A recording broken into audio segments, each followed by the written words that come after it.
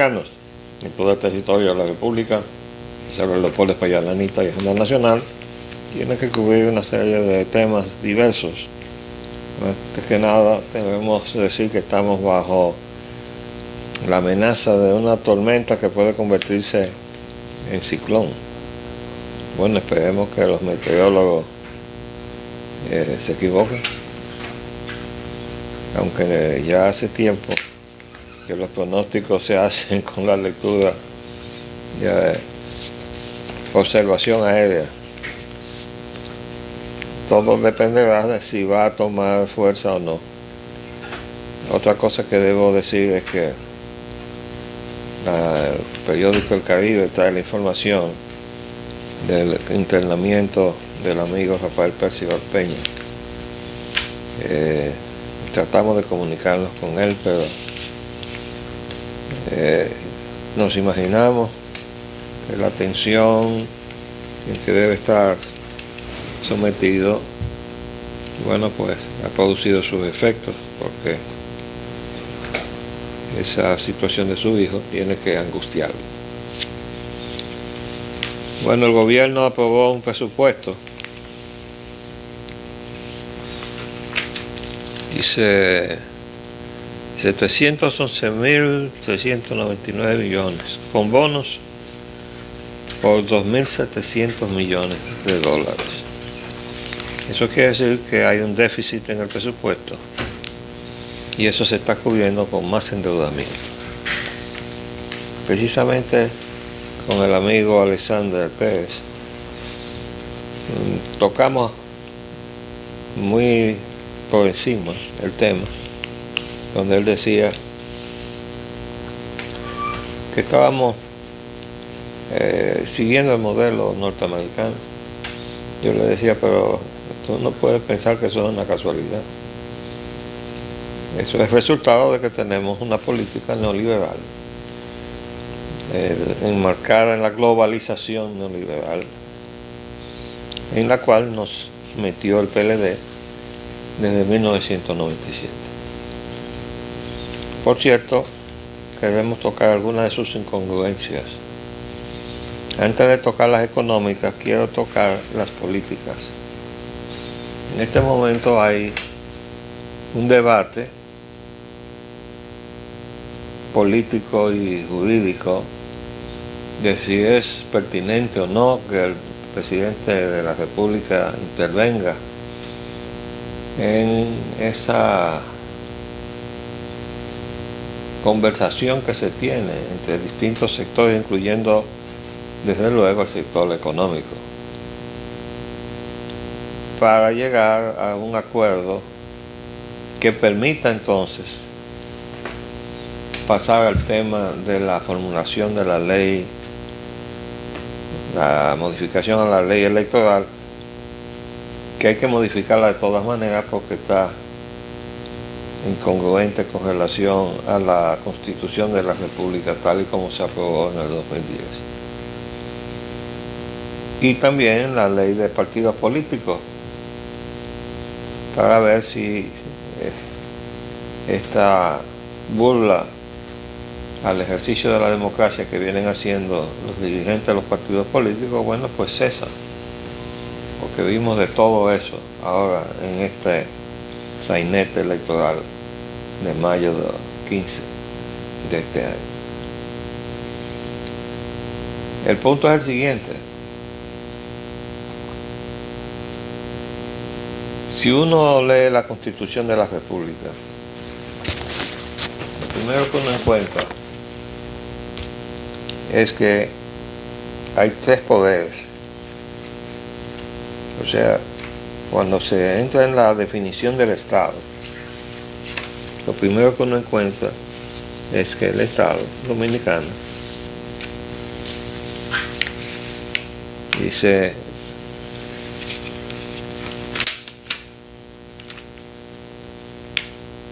el artículo 4, gobierno de la nación y separación de poderes. El gobierno de la nación es esencialmente civil, republicano, democrático y representativo. Ahora se desea que sea también participativo. Habrá que modificar la Constitución para agregar eso. Se divide en poder legislativo, poder ejecutivo y poder judicial. Estos tres poderes son independientes en el ejercicio de sus respectivas funciones. Sus encargados son responsables y no pueden delegar sus atribuciones, las cuales son únicamente las determinadas por esta Constitución y las leyes. Hasta ahí todo se ve muy bonito, se ve muy bien, pero son realmente los tres poderes independientes. No lo son, porque todo lo que sigue de la Constitución pauta la forma en que se ejerce entonces la facultad de elegir y ser elegido, que le da acceso entonces a las posiciones electivas. Pero no se previeron entonces en todo el proceso que se define, en la libertad que se le ha dado de que sea un voto mayoritario que decida, que se tenga que actuar dentro de ciertos marcos que garanticen esa independencia. Pues muy lógico que si usted designa en el Poder Judicial a cuadros dirigentes de los partidos políticos, y si además eso es el resultado de una votación que arrase con toda la oposición, aunque sea recogiendo a todo, que fue lo que nosotros vimos, bueno, pues no hay tal independencia, porque esa votación que arrasa con todo y que reduce la oposición a nada, le da al partido que ha sido favorecido con esa situación el control del Congreso. Y como el Congreso designa el Poder Judicial, entonces, si no se le ponen cortapisas a las atribuciones que se le otorgan al Congreso, de que no puede designar cuadros partidarios en el Poder Judicial, pues no van a designar entonces cuadros partidarios del partido que ganó las elecciones, y ahí está todo atrapado bajo el control de un mismo grupo político de la nación. Entonces, no sé si hubo falta de visión o se hizo ex profeso. Ustedes dirán que yo parezco un disco rayado porque vuelvo una y otra vez al informe del Centro de Estudios Internacionales Estratégicos de Washington de diciembre del 2013, que tiene como título un signo de interrogación: ¿está convirtiéndose República Dominicana en un país unipartidista? Y entonces el informe da la respuesta y dice que sí, que el PLD estaba precisamente haciendo eso. Lo curioso es que cuando, tratando de salirle al frente a Leonel Fernández, que tenía el control total del país, tenía el control de los jueces y por tanto del Poder Judicial, y por eso es que él no ha caminado ninguno de los expedientes de corrupción en contra de los atlates de Leonel Fernández. Ahí se le dio descargo a Díaz Rúa, claro que desde luego al amparo del Código Procesal Penal, que descarga a los delincuentes. Pero recuerdo haber leído que en la crónica periodística que se había dado un no al lugar porque el expediente, tal y como se había formulado, atropellaba los derechos de ciudadanos de Díaz Rúa a la luz de lo estipulado por el Código Procesal Penal. De modo que lo mandaron para su casa, y al igual que con el expediente de Félix Bautista, eso no llegó a sus últimas consecuencias, o sea, no fue un juicio de fondo. Bueno, puede ser el poder de Leonel Fernández. Pues para salir al frente a ese poder, bueno, pues vino el invento de la reelección. Pero para poder hacer que el proyecto de la reelección que le tenía a Leonel Fernández funcionara, hubo que caer en aquello de si tú apoyas mi reelección, yo apoyo tu reelección. Y con esa consigna antiética y corruptora, bueno, pues pasó la modificación de la Constitución, ¿no? Y culmina con una oferta del llamado gobierno compartido.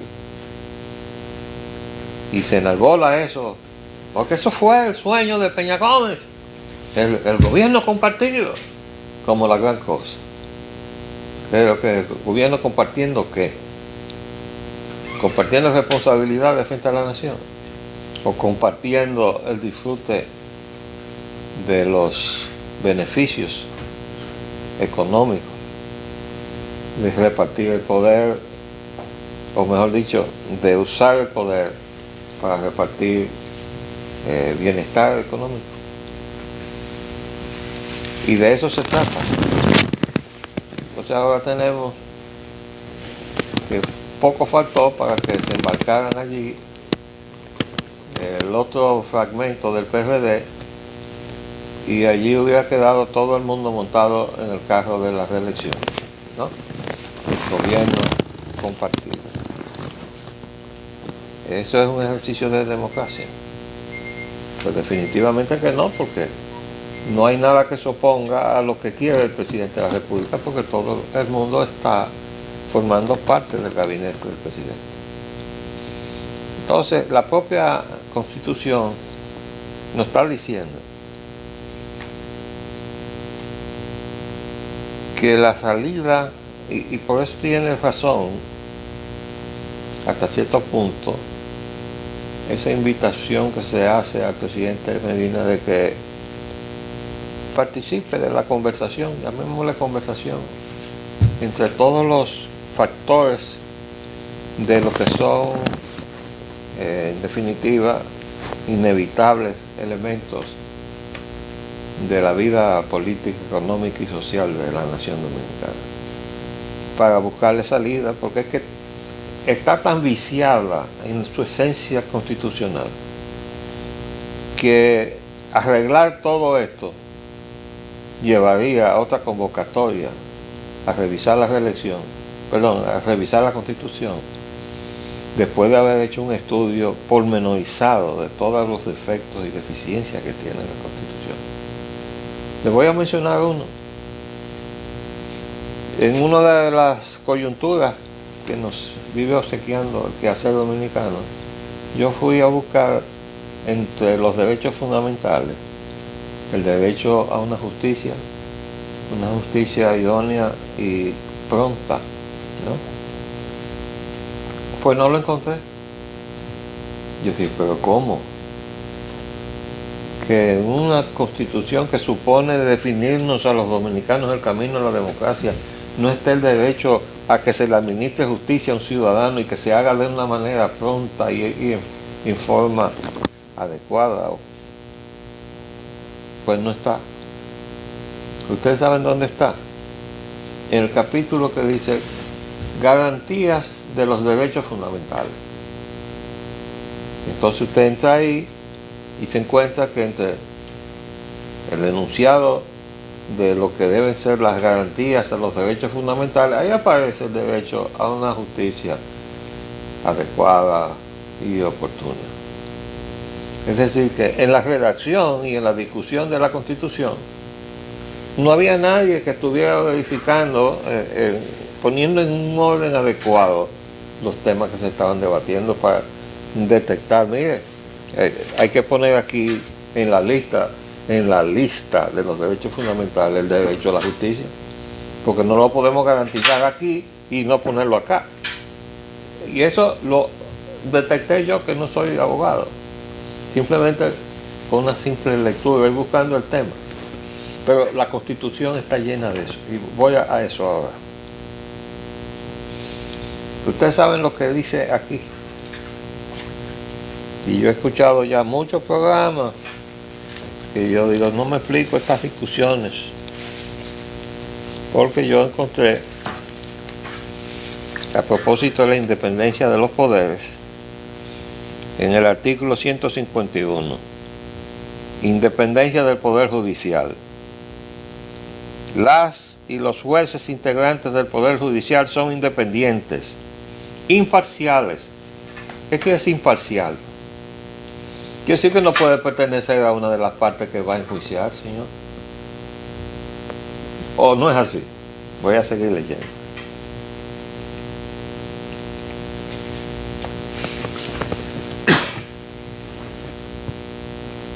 Responsables e inamovibles y están sometidos a la Constitución y a las leyes.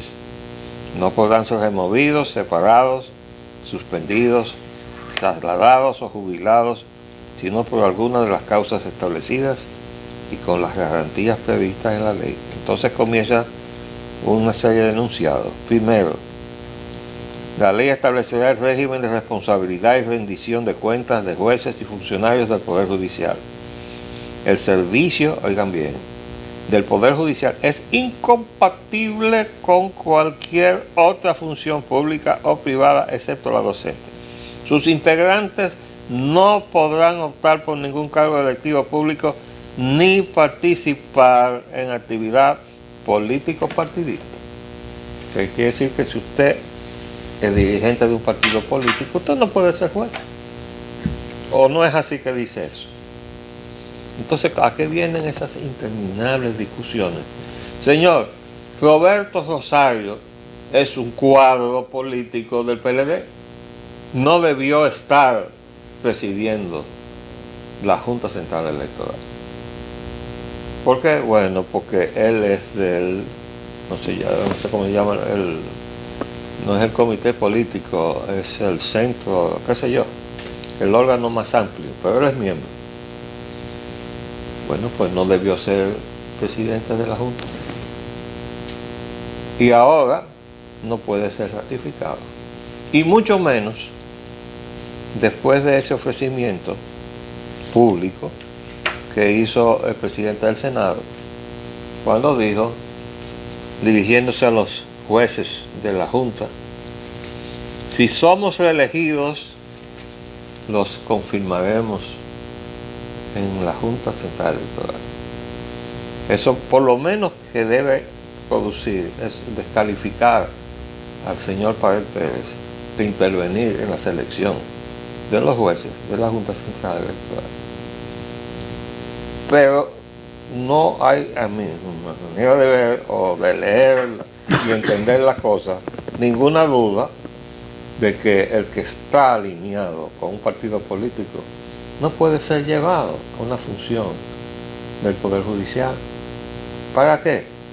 Bueno, por lo menos eso se consignó, para darle la condición de imparcial, porque si usted pertenece a uno de los partidos que van a llegar en algún momento en conflicto, que se dirime entonces en la Junta, o sea, en el Tribunal Electoral, pero se ocasiona en la organización de los eventos, que por cierto, en la modificación de la Constitución de la República debe decir que los miembros de la Junta no deben ser todos abogados, como dice la Constitución. ¿Por qué? Porque para organizar unas elecciones se necesitan muchas capacidades, la de planificar, la de organizar, la de administrar, la de llevar bien las cuentas para que no se le acabe el dinero antes de que se termine la organización del evento, llevar además gente con capacidad y conocimiento de la tecnología, porque todo ahora se hace con computadoras y muchas de las trampas se hacen en las computadoras y no tuvimos problemas con los escáneres. Si hubiera habido gente en el nivel de miembros de la Junta con capacidad de decir, ese equipo no puede venir, o ese equipo no cuesta eso que se está diciendo ahí, que son las cosas que ahora se están diciendo por debajo. Bueno, pues no, todos eran abogados, y por tanto, por usted ser doctor o licenciado en el derecho, no tiene que tener conocimiento de ninguna de esas disciplinas. Es decir, la organización de un evento electoral es un ejercicio multidisciplinario que entonces debe obedecer a una legislación adecuadamente redactada y todo lo que viene después.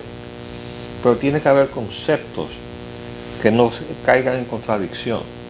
Si es que queremos echar adelante el proyecto democrático, no podemos seguir, como decía y probaba el informe del CSIS de diciembre de 2013, en la trampa de un país unipartidista, porque eso significa una dictadura de partido. Bueno, México fue gobernado 70 años por el PRI y hacía elecciones cada 6 años. Y Leonel Fernández no fue presidente 3 veces. Y no quería ser presidente ahora en el 2016. Y la reelección no lo obligó a pasar sus aspiraciones al 2020. Pero no está por allá, por Nueva York, vendiendo el proyecto República Dominicana 2044. ¿Hasta dónde estarán las aspiraciones personales de Leonel Fernández pautándole el rumbo a la República? Yo creo que la democracia dominicana y los mejores intereses de la nación, amenazada de una fusión con el vecino Haití, y en la cual tomó posición también Leonel Fernández cuando dijo que él prefería a Hillary como presidenta de Estados Unidos. Es decir, si Hillary llega, la fusión es un hecho. Ya Leonel tomó posición en ese sentido y se definió también de una manera pública. Sabemos ya que tenernos. De todas maneras, yo tengo algunas ideas que pienso discutir mañana con Manuel Núñez, porque entiendo que los enfoques que tiene el señor Donald Trump en contra de todo lo que ha estado haciendo la plutocracia que desgobernó a los Estados Unidos en perjuicio del pueblo norteamericano, pero en perjuicio de todos nosotros, debemos ayudar al señor Trump para que complemente su discurso económico. Y voy a referirme muy brevemente, porque ya no tenemos mucho tiempo, al asunto de cómo ese grupo de banqueros judíos que están parqueados en China se fueron de Estados Unidos para no pagar el salario federal exigido por ley, el salario mínimo.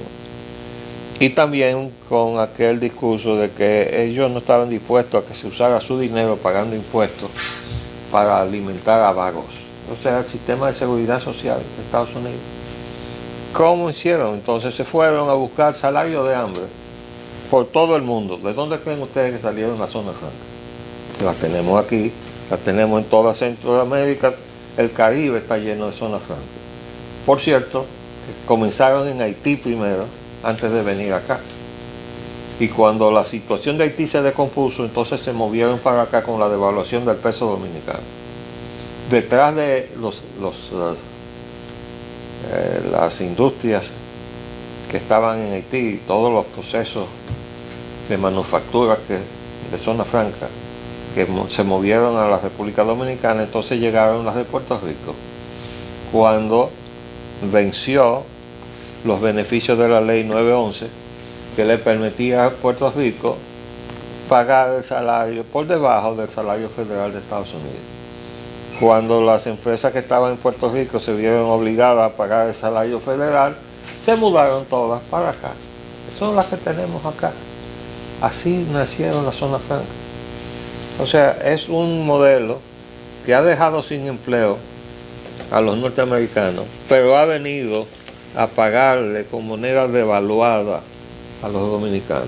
Y a cualquiera, y nos pone a competir, a ver, ¿qué país le va a devaluar más la moneda para hacer más atractivo la inversión extranjera, que es un elemento fundamental del modelo neoliberal? Bueno, pues ahí vamos. Discutiremos entonces el modelo económico neoliberal del PLD. Les habló Leopoldo Espaillat Anita. Hasta luego.